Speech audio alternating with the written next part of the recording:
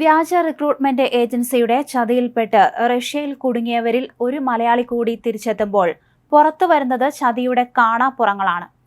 അഞ്ചുതെങ്ങ് സ്വദേശി പ്രിൻസ് സെബാസ്റ്റ്യനാണ് ഡൽഹിയിലെത്തിയത്.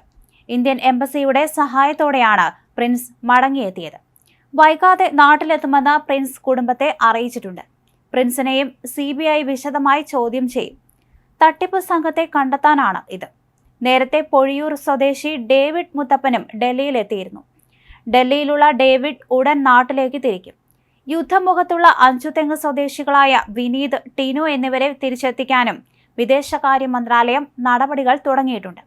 ഇന്ത്യക്കാരെ റിക്രൂട്ട് ചെയ്ത കേസിൽ 3 മലയാളികളടക്കം 19 പേർക്കെതിരെ CBI കേസെടുത്തിട്ടുണ്ട്.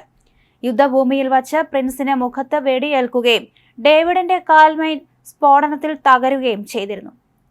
അതുപോലെ തന്നെ സൂപ്പർ മാർക്കറ്റിൽ 1.60 ലക്ഷം രൂപ മാസവേതനത്തിൽ സെക്യൂരിറ്റി ജോലി വാഗ്ദാനം ചെയ്താണ് ഡേവിഡിനെ ഏജന്റ് റഷ്യയിലെത്തിച്ചത്. 3.5 ലക്ഷം രൂപ ഏജന്റ് വാങ്ങുകയും ചെയ്തിരുന്നു. റഷ്യൻ പൗരത്വമുള്ള മലയാളിയാണ് ഡേവിഡിനെ പട്ടാള ക്യാമ്പിൽ എത്തിച്ചത്. ഉദ്യോഗസ്ഥർ പാസ്പോർട്ടും യാത്രാരേഖകളും വാങ്ങുകയും ചെയ്തിരുന്നു. പരിശീലനത്തിന് ശേഷം യുക്രൈൻ അതിർത്തിയിൽ യുദ്ധമേഖലയിൽ എത്തിക്കുകയായിരുന്നു. ഇതോടെ രക്ഷപ്പെടാൻ മറ്റു വഴികളില്ലാതെയായി. തിരുവനന്തപുരം അഞ്ചുതെങ്ങ് സ്വദേശികളായ പ്രിൻസ്, വിനീത്, ടിനു എന്നിവരെ സെക്യൂരിറ്റി ആർമി ഹെൽപ്പർ എന്ന തസ്തികയിൽ ജോലിയുണ്ടെന്ന് വാഗ്ദാനം ചെയ്ത് മനുഷ്യക്കടത്ത് സംഘം റഷ്യയിൽ എത്തിച്ചുവെന്ന വീട്ടുകാർ വെളിപ്പെടുത്തിയിരുന്നു. 7 ലക്ഷം രൂപ വീതം മുടക്കിയാണ് ഇവർ റഷ്യയിലേക്കുള്ള വിസ തരപ്പെടുത്തിയത്. പലിശക്കാരിൽ നിന്ന് കടം വാങ്ങിയും ലോൺ എടുത്തുമാണ് ഇവർക്ക് റഷ്യയ്ക്ക് പോവാനുള്ള പണം സംഘടിപ്പിച്ച് നൽകിയതെന്നാണ് വീട്ടുകാർ പറയുന്നത്. തുമ്പ സ്വദേശി പ്രിയനാണ് ഇവരെ കൊണ്ടുപോയതെന്നാണ് വീട്ടുകാർ പറഞ്ഞു. 22 ദിവസത്തെ ട്രെയിനിങ് കൊടുത്തു.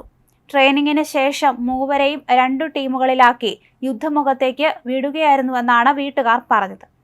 വാട്സപ്പിൽ ഷെയർ ചെയ്ത് കിട്ടിയ സെക്യൂരിറ്റി ജോലിയുടെ പരസ്യം കണ്ടാണ് ഏജൻസിയെ സമീപിച്ചത്.